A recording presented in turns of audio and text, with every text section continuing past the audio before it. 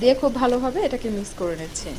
Mix করা হয়ে গেলে ঢাকনা দিয়ে ঢেকে এটাকে ততক্ষণ পর্যন্ত রান্না করতে হবে যতক্ষণ পর্যন্ত পানিটা শুকিয়ে না আসবে।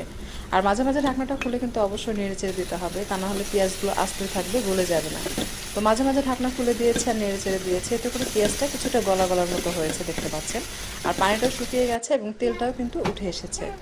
যখন এরকম তেল উঠে আসবে সেই পর্যায়ে আপনার অ্যাড করে দিতে হবে সেদ্ধ করে রাখা কচুরলতি। তাই আমি কিছুক্ষণ একটু নেড়েচেড়ে মিক্স করে নিচ্ছি, অর্থাৎ এটা কিছুক্ষণ একটু নেড়েচেড়ে দিচ্ছি তাকে তলানি থেকে ধরে না যায়, যেহেতু পানিটা শুকিয়ে গেছে। আর মাঝে মাঝে কিন্তু অবশ্যই নেড়েচেড়ে দিবেন, তা না হলে কিন্তু তলানি থেকে লেগে যাবে। এরপর যে কচুরলতি দিয়ে দিচ্ছি, এটা আমি একটি পাত্রে উঠিয়ে রেখেছিলাম। দেখতে পাচ্ছেন কচুরলতিতে কিন্তু কোনো প্রকার পানি নেই, আর বেশ সেদ্ধ হয়ে সফট হয়ে এসেছে। এটা দেওয়ার পর আর বেশিক্ষণ রান্না করতে হবে না, জাস্ট এটা মিক্স করতে যতটুকু সময় লাগে আর কি, 2-3 মিনিটের মতো এটা নেড়ে চেড়ে নামিয়ে নিতে পারবেন। তো এইভাবে রান্না করলে কচুরলতিটা খেতে